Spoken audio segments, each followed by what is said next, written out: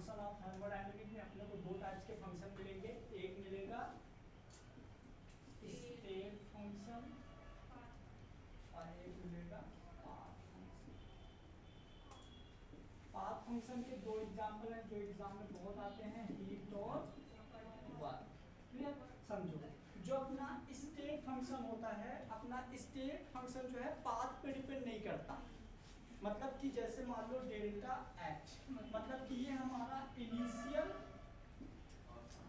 And final stage पे depend करता है। इनिशियल और फाइनल मतलब कि जैसे मान लो अपन ने क्या किया कि ये रिएक्शन स्टार्ट किया, A plus B equal to अपने को बनाना है मान लो E प्लस एफ। ए और बी की रिएक्शन बनाना है। एक यहाँ पे साइंटिस्ट भी आएंगे, हैस करके एक साइंटिस्ट थे, उन्होंने बताया था कि जैसे मान लो A प्लस बी है, A प्लस बी से हमको E प्लस एफ बनाना है, तो ये रिएक्शन एक ही स्टेप में कंप्लीट नहीं हुई।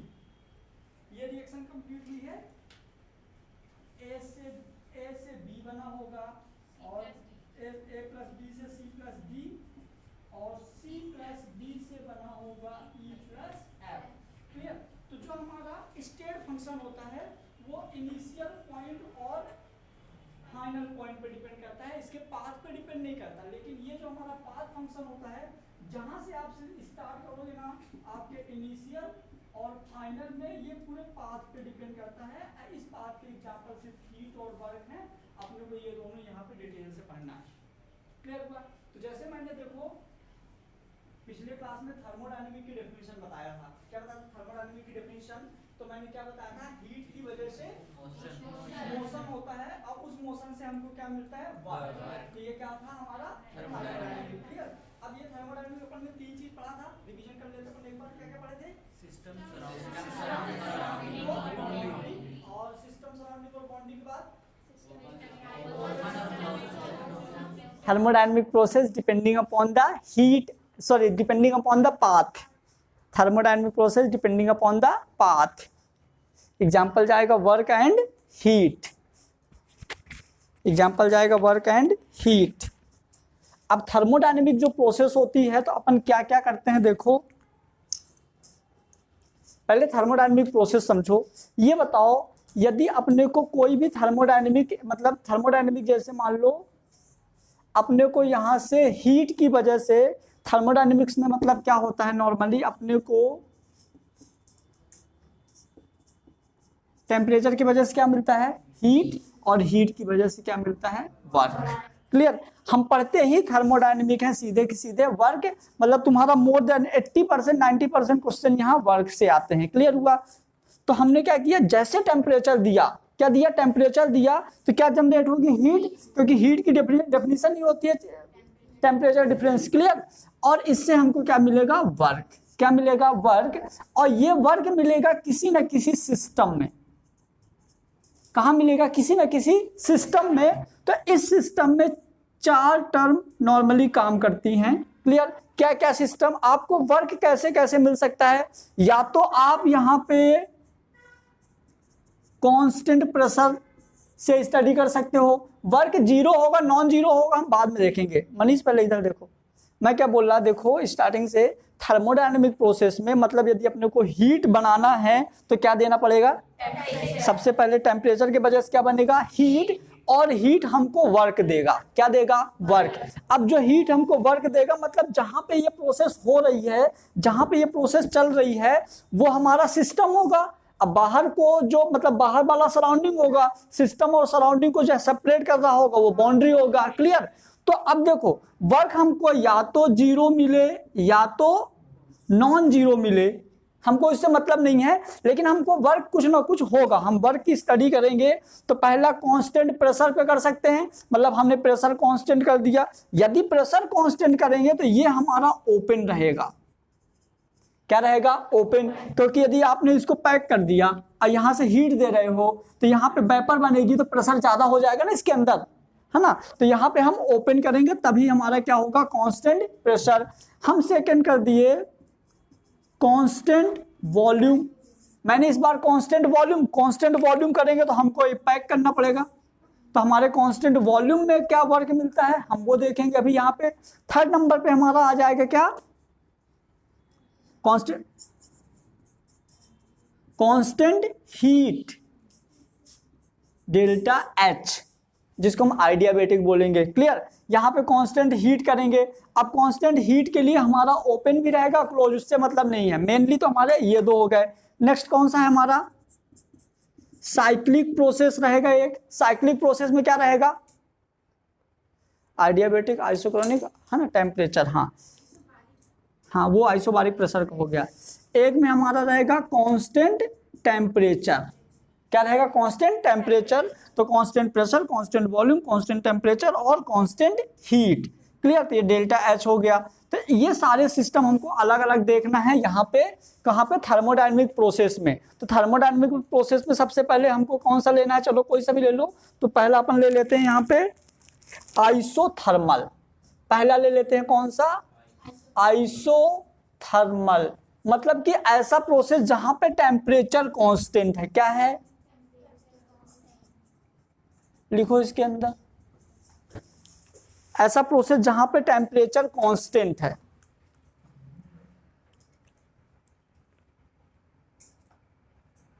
आइसोथर्मल में क्या हो जाएगा, टेम्परेचर कांस्टेंट, मतलब डेल्टा टी क्या होगा टेम्परेचर कांस्टेंट के लिए, 0 हो जाएगा। डेल्टा टी मतलब T2 माइनस T1, जितना पहले टेम्परेचर उतना बाद में टेम्परेचर, मतलब 0।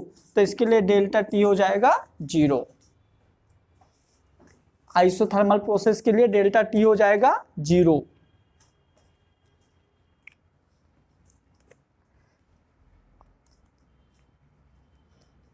यहां पे ब्रैकेट में लिख देना all changing in thermostat, all changing in thermostat, all changing in thermostat.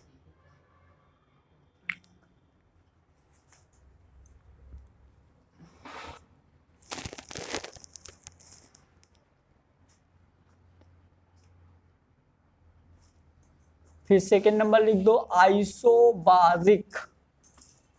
Isobaric में ब्रैकेट में लिख देना प्रेशर कांस्टेंट। आइसोबारिक, हाँ, प्रेशर कांस्टेंट। आइसोबारिक में लिख दीजिए प्रेशर कांस्टेंट।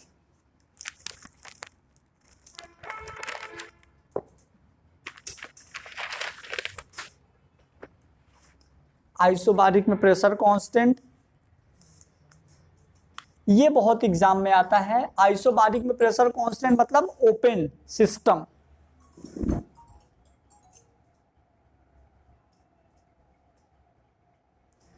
आइसोबारिक में प्रेशर कांस्टेंट मतलब कि ये कहां पे होगा,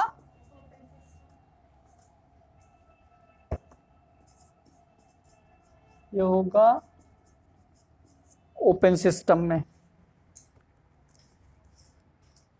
यहां पे भी आपका delta P equal to P2 minus P1 मतलब 0। आइसोबारिक। नेक्स्ट आएगा अपना आइसोक्रोनिक। आइसोक्रोनिक मतलब वॉल्यूम कांस्टेंट, है ना, वॉल्यूम कांस्टेंट। आइसोक्रोनिक में वॉल्यूम कांस्टेंट, वॉल्यूम कांस्टेंट मतलब कि क्लोज सिस्टम रहेगा। Delta V V2 minus V1 equal to 0।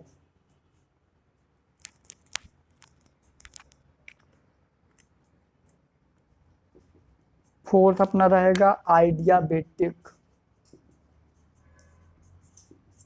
आइडियाबेटिक में हीट कांस्टेंट, आइडियाबेटिक में हीट कांस्टेंट। ये सिस्टम है, आप इसको टेम्परेचर दोगे, जैसे आप इसको टेम्परेचर दोगे तो ये यहाँ हीट में कन्वर्ट होगा। क्या होगा, हीट में कन्वर्ट होगा। नए बच्चे समझना, यहाँ पे क्या है, खुलेगा ही नहीं। हाँ। यहाँ पे क्या है, यहाँ पे जो मॉलिक्यूल्स हैं, क्लियर, आपने पहले या तो लिक्विड लिया होगा, लिक्विड लेने के बाद ये गैस में कन्वर्ट हुआ होगा, क्लियर हुआ। तो जो यहाँ पे मॉलिक्यूल्स हैं, जो गैस पार्टिकल्स हैं, तो हीट दे दोगे तो उनमें मोशन होगा कि नहीं? जाहिर सी बात है, अपन की कोई चैम्बर में वाटर लिए हैं, उसको हम हीट देंगे तो जो वेपर होगी तो उनमें मोशन होंगे कि नहीं? तो हम यहाँ पे कुछ भी ले सकते हैं, अपन क्या ले सकते हैं, या तो इनर्ट गैस ले सकते हो आप, इनर्ट गैस नहीं ले रहे तो आप नॉर्मली हाइड्रोजन हीलियम ले लो, या कि वाटर ले लो, ओजोन ले लो, ऑक्सीजन ले लो, मतलब कुछ भी हम यहाँ पे मॉलिक्यूल्स टाइप का या कुछ ऐसे में यहाँ पे सब्सटेंस ले सकते हैं, कोई भी सब्सटेंस। जैसे आप यहाँ पे टेम्परेचर दोगे तो इनके मॉलिक्यूल्स में क्या होगा, मोशन, मॉलिक्यूल में क्या होगा, मोशन। और हवा में किस टाइप का मोशन होता है, 1D 2D 3D, हवा में कैसा होता है, 3D मोशन होता है, क्लियर। तो यदि हम बात करें मॉलिक्यूल है, मान लीजिए एक हमने बोल दिया फ्रीडम, फ्रीडम मतलब 3 डायमेंशन मोशन, फिर CB, फिर CP, लास्ट में ले लिया अपन गामा, क्या ले लिया, गामा, जो कि होता है CB/CP, CP/CB, हाँ, गामा मैंने ले लिया CP/CB। अब समझना, मान लो जो यहाँ पे हम सिस्टम लिए थे जिसको हम गर्म कर रहे थे,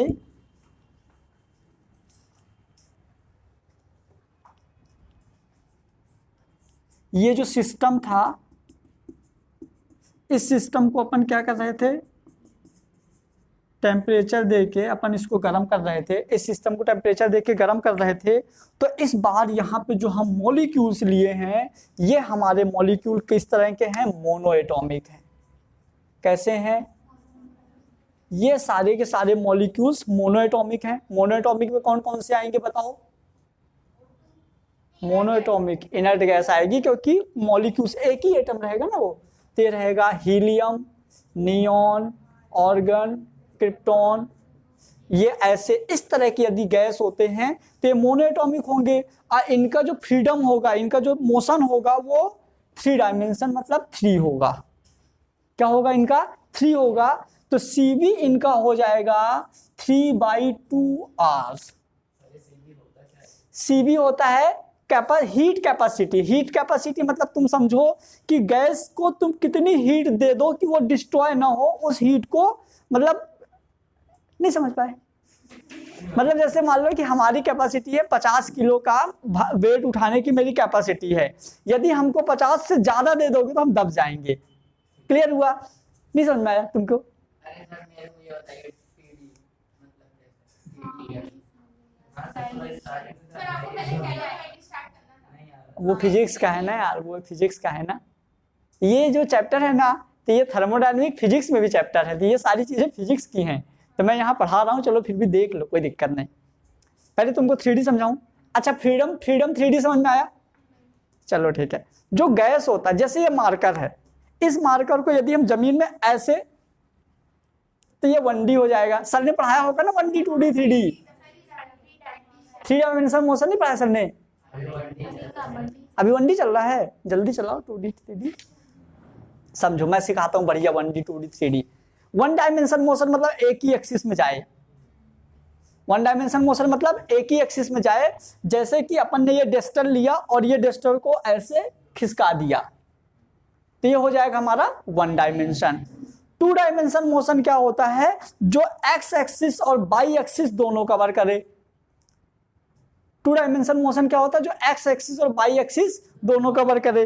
तो यदि मैं यहां खड़ा हूं और यहां से मैं सिर्फ इतनी डिस्टेंस कवर करूंगा, ज्यादा डिस्टेंस नहीं, डिस्टेंस चेंज कर देंगे तो मोशन चेंज हो जाएगा। यदि मैं यहां खड़ा हूं और मैं सिर्फ इतनी डिस्टेंस कवर किया, तो मैंने 2 टाइप्स की डिस्टेंस कवर किया, एक तो ऐसे आया एक्स एक्सिस में, एक ऐसे ऊपर आया बाई एक्सिस में, तो ये हो गया 2 डायमेंशन मोशन। जैसे मान लो जो ट्रेन है, ट्रेन यदि प्लेटफॉर्म में मोशन कर रही है तो 2 डायमेंशन मोशन है। लेकिन यदि मतलब सिर्फ प्लेटफॉर्म स्टेशन में यदि ट्रेन मान लो भोपाल से दिल्ली जा रही है तो वो 1 डायमेंशन मोशन हो जाएगा।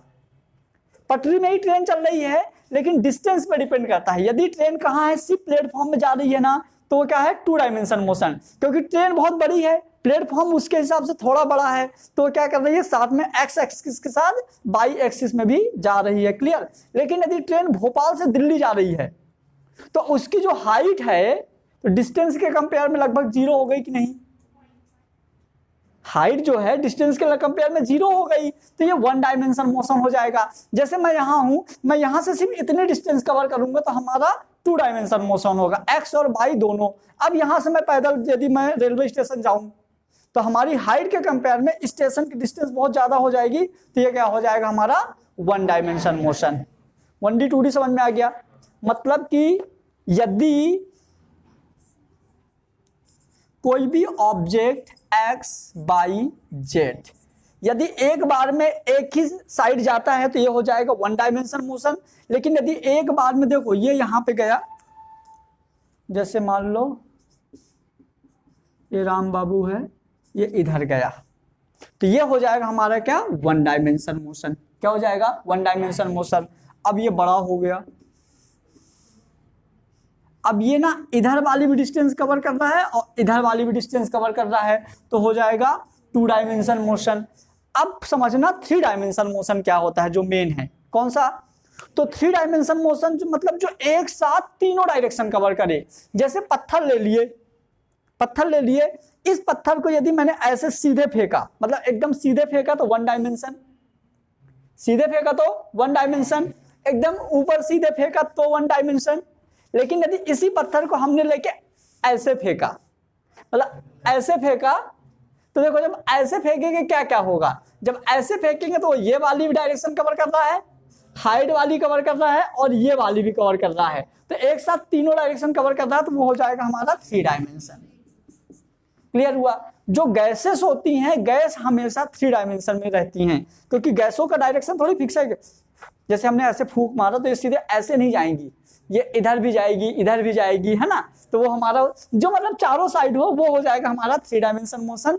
इस तरह से जो हमारी गैसेस होती हैं वो कैसी रहती हैं, ये वाली 3 डायमेंशन रहती हैं। और अब देखो CV क्या होता है? CV मतलब कि heat capacity of constant volume. क्या? Heat capacity of constant volume. समझना मेरी बात, ये बहुत अच्छा एग्जांपल मैं अभी समझा देता हूं, कभी नहीं भूलोगे। रोटी होती, रोटी देखे हो? अच्छा रोटी बनाए हो कभी? बनाए? जब अपन रोटी बनाते हैं तो एक लिमिट तक वो हीट गेन करती है, एक लिमिट के बाद यदि भूल गए तो जल जाएगी पूरी, मतलब उसकी कैपेसिटी खत्म हो गई तो वो जल जाएगी, वो किसी काम की नहीं रहेगी। तो किसी भी सब्सटेंस की वो कैपेसिटी जब तक वो काम कर रहे, हीट गेन करने की कैपेसिटी, यदि आप जरूरत से ज्यादा हीट दे दोगे तो वो खराब हो जाएगा। तो ये होता है हमारा हीट कैपेसिटी। ऐसे हर एक चीज का कैपेसिटी होता है। ये वाली हीट कैपेसिटी यदि सीबी की बात कर रहे हैं तो कांस्टेंट वॉल्यूम होना चाहिए, और सीपी की बात कर रहे हैं तो कांस्टेंट प्रेशर होना चाहिए। मतलब heat capacity of the constant volume, मतलब वॉल्यूम फिक्स करके आप उसको हीट दो एक बार, और एक बार प्रेशर फिक्स करके आप उसको हीट दो, तो ये हो जाएगा सीबी और ये हो जाएगा सीपी। क्लियर हुआ? गामा होता है दोनों का रेशो। अभी कोई दिक्कत है क्या इन दोनों में? नहीं है ना? चलो आ जाओ।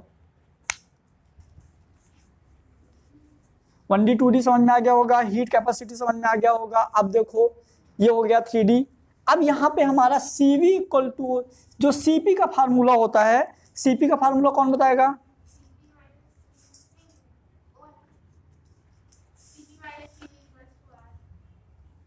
CP इक्वल टू होगा CB plus 1 equal to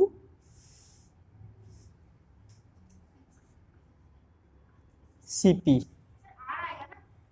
R तो है ही, ये R हमने R वो तो वैसे तो ये होता है CP plus CB equal to R gas constant, R होता है जो हमने गैस ले रहे हैं ना, ये जो गैस ले रहा है इनका कांस्टेंट वैल्यू होता है R। CB plus CP equal to R ये होता है वैल्यू, लेकिन हमारा नॉर्मली ये होता है देखो 3/2 3r/2 प्लस 1/2 तो 2 आ गया, 3r प्लस 2r तो हो जाएगा 5/2r। अभी ये सब मत करो, ये सब देवेंद्र सर फिजिक्स में सिखाएंगे। अभी तो बस तुम इतना मान लो कि मोनोएटॉमिक के लिए 3D हमारा फ्रीडम क्या होगा 3।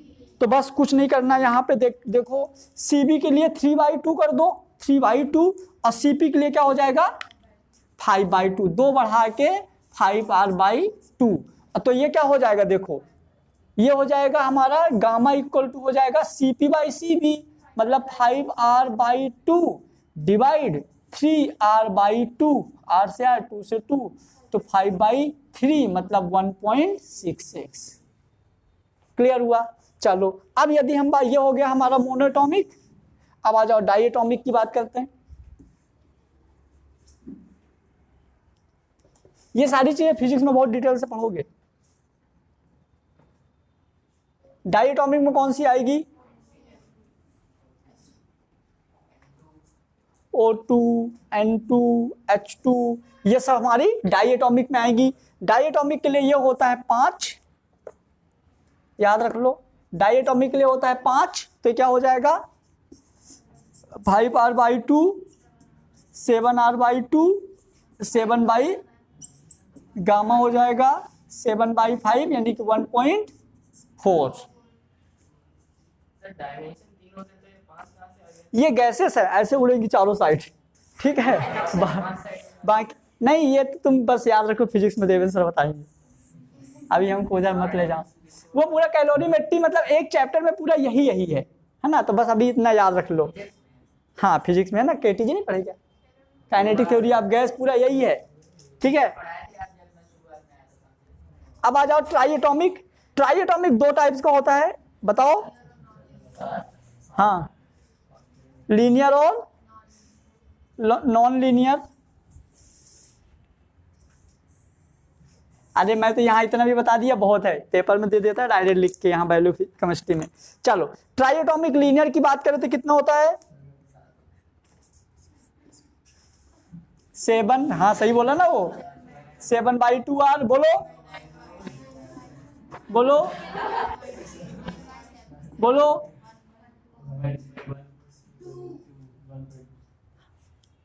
फिर यहाँ पे 6,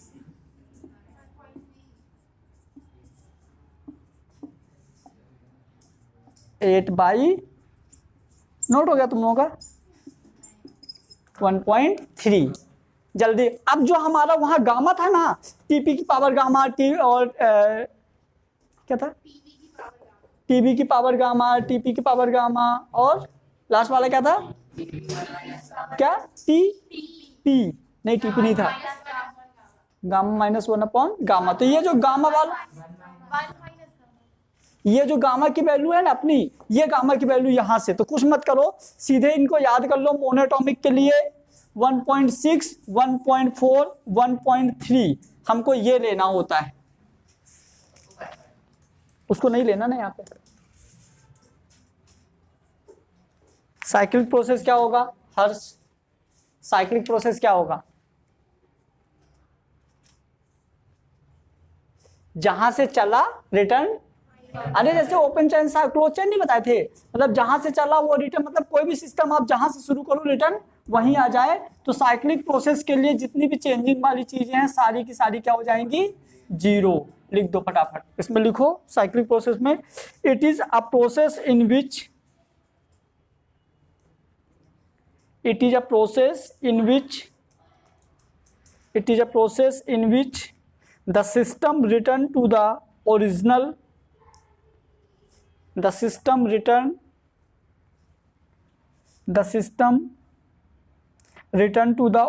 system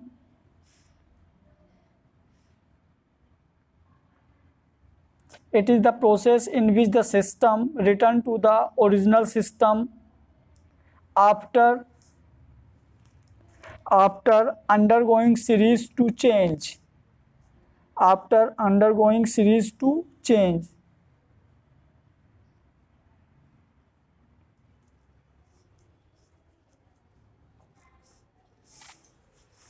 ये लिख दो। जितनी भी साइक्लिक प्रोसेस होती है उन सब के लिए चेंजिंग क्या होता है, हमेशा 0। डेल्टा था, अरे यार।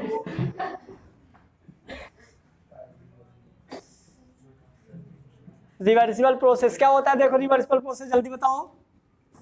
हम ए से बी गए और बी से रिटर्न ए पे आ गए, लिखो फटाफट।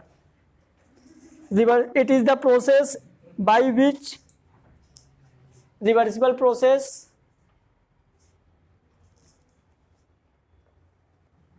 रिवर्सिबल प्रोसेस में लिखिए, it is a process by which carry out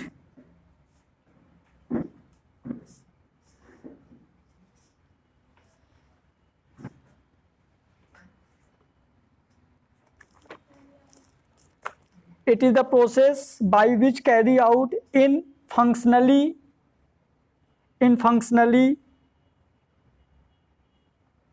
state of equilibrium, functionally state of equilibrium, मतलब इक्विलिब्रियम यानी कि रिएक्टेंट प्रोडक्ट में, प्रोडक्ट रिएक्टेंट में कन्वर्ट होता रहता है।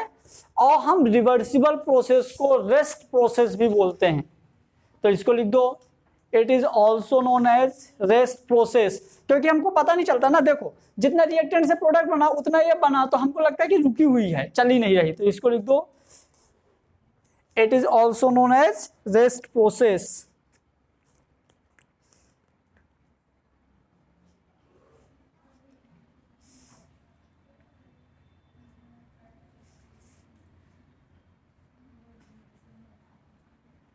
फिर एक और पॉइंट लिखो important, it is a very slow process, important है, it is a very slow process complete in many short step. It is a very slow process, it is a very slow process complete in many short step, बहुत सारे छोटे छोटे step में complete होता है ये।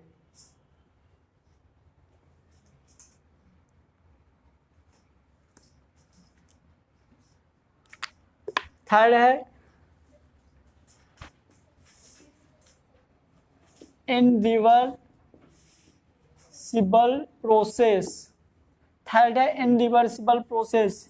एक बार ए से बी में बना फिर रिटर्न नहीं आएगा। देखो जो रिवर्सिबल प्रोसेस रहेगा इस तरह की एरो बनाओगे, और इनरिवर्सिबल के लिए इस तरह, मतलब एक लाइन में आधा तो हो जाएगा, मतलब यहां से ये गया और यहां से ये आया, लेकिन इनमें से बस गया, इधर आएगा नहीं, तो ये हो जाएगा हमारा इनरिवर्सिबल। लिखिए इसके अंदर,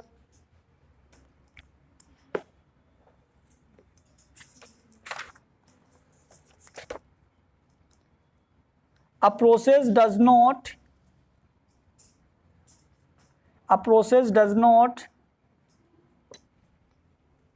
follow equilibrium, a process does not follow equilibrium, a process does not follow equilibrium.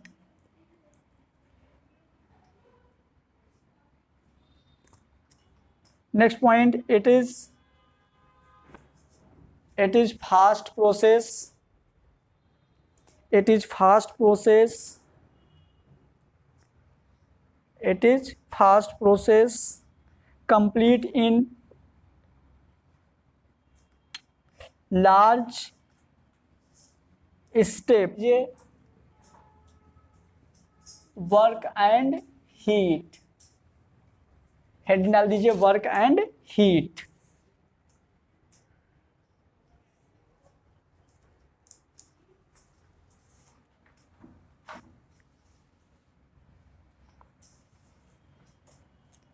अब देखो पहले अपन हीट तो अपने को पता है, चेंजिंग टेम्परेचर। वर्क क्या होता है, तो यदि हम फिजिक्स में वर्क की बात करें तो वर्क फिजिक्स में क्या होता है बोलो, F इंटू डी एक्स। किसी भी ऑब्जेक्ट में जब हम फोर्स अप्लाई करते हैं और यदि उस ऑब्जेक्ट के पोजीशन, शेप या साइज में चेंजिंग होती है तो हम उसको क्या बोलते हैं, वर्क बोलते हैं। ये फिजिक्स के अकॉर्डिंग हो गया। यदि हम यहीं पे केमिस्ट्री की बात करें तो वर्क हो जाएगा माइनस पी एक्सटर्नल डीवी। मतलब कि एक्सटर्नल मतलब किसी भी सिस्टम में जब आप बाहर से प्रेशर लगाते हो, जैसे अपन कार में बैठे हैं तो कार में यदि हमको काम करना है ना तो अंदर सीट में बैठ के हम कितना भी प्रेशर लगाएंगे हमको वर्क डन 0 मिलेगा। आपको यदि प्रेशर लगाना है, वर्क डन चाहिए, तो कार से उतरो फिर वर्क, तो मतलब जो हमारा प्रेशर है वो एक्सटर्नल प्रेशर होना चाहिए। कैसा होना चाहिए? एक्सटर्नल। और यहां पे डीवी मतलब उसके वॉल्यूम में चेंज भी होना चाहिए। मतलब जैसे मान लो कार जहां पे खड़ी है, तुम कितना भी प्रेशर लगाए उसमें कोई भी चेंजिंग नहीं आई, तो वर्क डन 0। मैं फिजिक्स को रिलेट कर रहा हूं, क्लियर। जैसे मान लो ये अपना बोर्ड है, हमने इसमें प्रेशर लगाया, ये प्रेशर लगाया, फोर्स लगाया, लेकिन ये यहीं पे है, गया नहीं कहीं, वर्क हुआ क्या? हुआ। वर्क हुआ? हुआ हुआ हुआ हुआ हुआ। अब बताओ, यहां पे प्रेशर लगाया, वर्क हुआ? ये फोर्स लगाया, वर्क हुआ यहां? लेकिन यहां हुआ। पूछो क्यों? ये बोर्ड थोड़ा दबा है, देखो ना ये। ठीक है। नॉर्मली यहाँ पे क्या होगा, यदि मतलब याद रखो, आपको यदि वर्क मतलब लेना है, तो जब आप फोर्स लगाओगे ना, तो किसी भी ऑब्जेक्ट के साइज, शेप या पोजीशन में यदि चेंजिंग आती है तो वर्क होगा, नहीं तो आप कितना भी फोर्स लगाओ वर्क क्या हो जाएगा? 0। ये हो गया हमारे फिजिक्स के लिए। केमिस्ट्री में आपको पढ़ना है कि जब आप किसी भी ऑब्जेक्ट में एक्सटर्नल प्रेशर लगाते हो तो उसके वॉल्यूम में चेंजिंग आना चाहिए, तो क्या हो जाएगा? वर्क। वर्क अपने को कुछ मिलेगा। जैसे मान लो यदि हमने क्या बोला कि ये वॉल्यूम फिक्स है, ये चीज समझना बहुत मजे की चीज है। मैंने क्या बोला कि आपने -P एक्सटर्नल प्रेशर लगाया, आपने एक्सटर्नल प्रेशर लगाया तो वॉल्यूम में चेंजिंग हुआ। मतलब पहले इनिशियल वॉल्यूम भी था, फिर बाद में अपने प्रेशर लगाने से वॉल्यूम यदि चेंज हो गया, यदि वॉल्यूम चेंज हो गया तो हमको वर्क मिलेगा नॉन जीरो, मतलब कुछ ना कुछ तो वर्क मिलेगा। लेकिन यदि हमने -P एक्सटर्नल ही लगाया, मतलब बाहर का ही प्रेशर लगाया, लेकिन जितना वॉल्यूम पहले था उतना वॉल्यूम बाद में भी है, मतलब जितना वॉल्यूम पहले था उतना वॉल्यूम बाद में भी है, तो हमारा हो जाएगा वर्क 0। मतलब यदि हमने बोल दिया कांस्टेंट वॉल्यूम यानी कि आइसोक्रोनिक, याद करो ये बहुत क्वेश्चन आता है, आइसोक्रोनिक यानी वॉल्यूम कांस्टेंट, तो इस कंडीशन में आपको वर्क डन 0 मिलेगा। अभी बताया था ना आइसोक्रोनिक, आइसोबारिक यानी प्रेशर कांस्टेंट, आइसोक्रोनिक यानी volume constant, isothermal temperature constant, adiabatic heat constant. तो मैं क्या बोला, ये चीज समझना मेरी बात, ये वर्क बहुत आगे काम आने वाला है, इसलिए मैं इतना डीप पढ़ा रहा हूं इसको, क्लियर। मैंने क्या बोला, work equal to -P external delta. -P क्यों लगा रहे हैं? -P क्यों लगा रहे हैं? क्योंकि हम सिस्टम के अपोजिट काम कर रहे हैं ना, हम सिस्टम के अपोजिट काम कर रहे हैं, तो इसलिए माइनस सिंबल आ गया। और डीबी यानी वॉल्यूम चेंज हुआ। कैसे, अब और फील कराएं क्या अच्छे से? नहीं समझ में आया?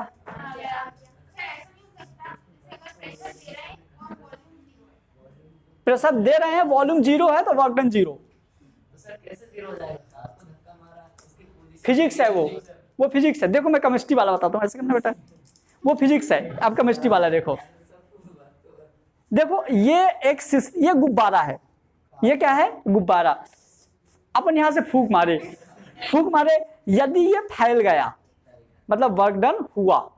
लेकिन कभी कभी क्या होता है, गुब्बारा एक लिमिट तक फैल चुका होता है, अब आप कितनी भी हवा भरो लेकिन वो मतलब, अरे यार जैसे गैस की टंकी, जो गैस टंकी होती है, कभी गैस टंकी चेंज की करवाए हो एक दूसरे में, तो क्या उसका वॉल्यूम चेंज होता है?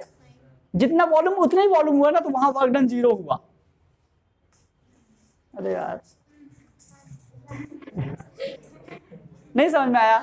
पक्का हम गुब्बारे में गैस भर रहे हैं तो वर्क डन, मतलब ये बढ़िया काम है यार। कोई भी घर में आए, बोले मेरी गैस मतलब भर दो, उससे गैस काम करवा लो, अब पैसा मांगे, तुमने बोले काम ही नहीं किए 0। समझ में आया? मतलब यदि आपको वर्क डन चाहिए, ये दिमाग में बसा लो, बहुत सारे डाटा देता है क्वेश्चन में, एक ऑप्शन रहता है 4th नंबर का 0, वही आंसर जाता है, याद रखना। एक चीज और अपन यहाँ पे देखते हैं, मजेदार चीज। हमने एक इक्वेशन पढ़ा था, तुम लोग भी पढ़े होगे कहीं ना कहीं, तो बचपन में पढ़े होगे, और यहीं से मेन जो अभी चीजें, अभी जो आगे आने वाले टाइम में जो हम 10 मिनट तक जो चीजें पढ़ेंगे ना, तो मोर देन क्वेश्चन यहीं से सॉल्व होंगे, क्लियर। आइडियल गैस इक्वेशन बताओ क्या होती है? कुछ लोग को ये भी नहीं पता, बाप रे। क्या होता है आइडियल गैस समीकरण? आदर्श गैस समीकरण क्या होती है? Ideal gas equation PV equal to nRT। हम थर्मोडायनेमिक में पढ़ रहे हैं, हीट देंगे तो लिक्विड गैस में कन्वर्ट होगा, तो ये जो हमारा मोल है ये हम हमेशा गैस के लिए लेंगे। याद रखना, ये बहुत बार गलती करवाता है। जो हमारा ये मोल है ना, देखो P हो गया हमारा यहाँ पे प्रेशर,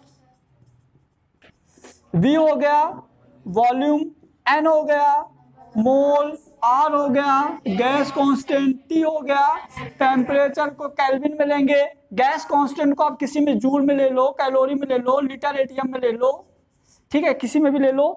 मोल हमारा हमेशा गैस में लेना है। किस में लेना है? गैस में। और ये P और B यानी कि प्रेशर और वॉल्यूम। प्रेशर हमको कौन सा लेना है? एक्सटर्नल प्रेशर लेना है। कैसा प्रेशर लेना है? एक्सटर्नल प्रेशर लेना है। अब देखो इस इक्वेशन से हम वर्क का फॉर्मूला एक बना सकते हैं। कैसे? हमारा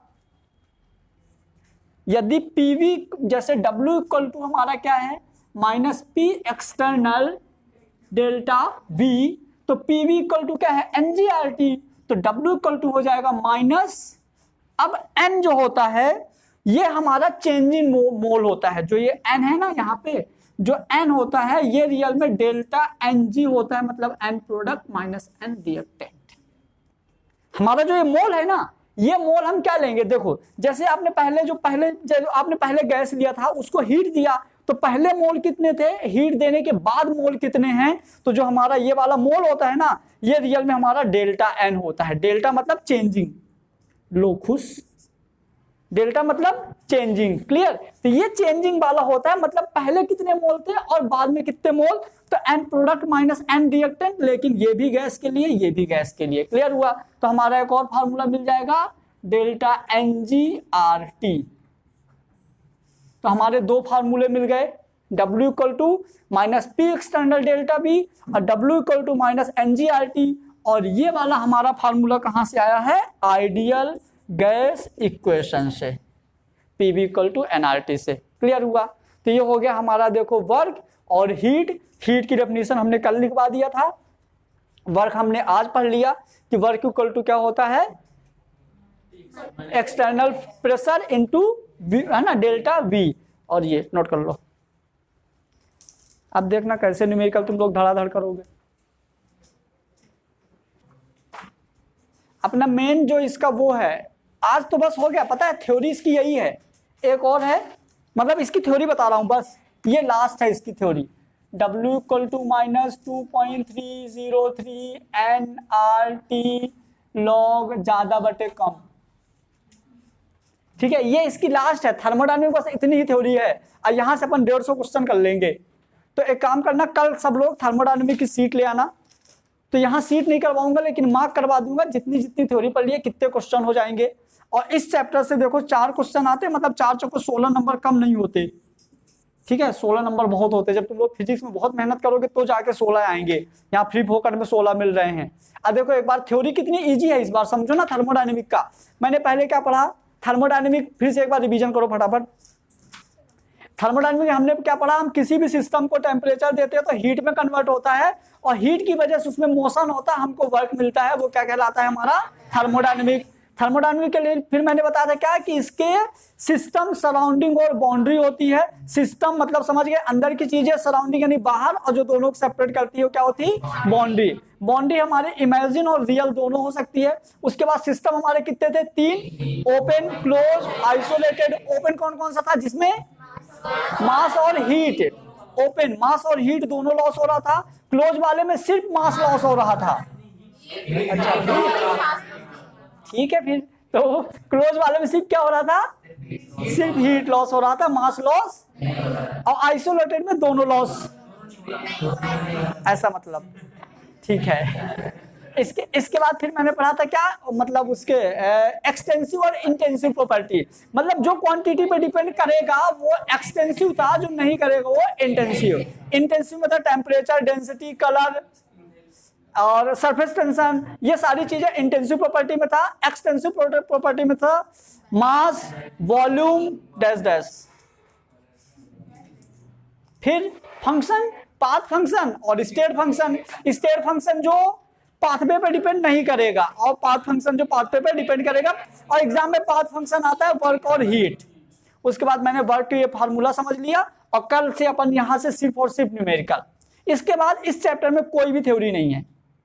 एक थ्योरी है float, first law of thermodynamic, सबको पता है? नहीं पता?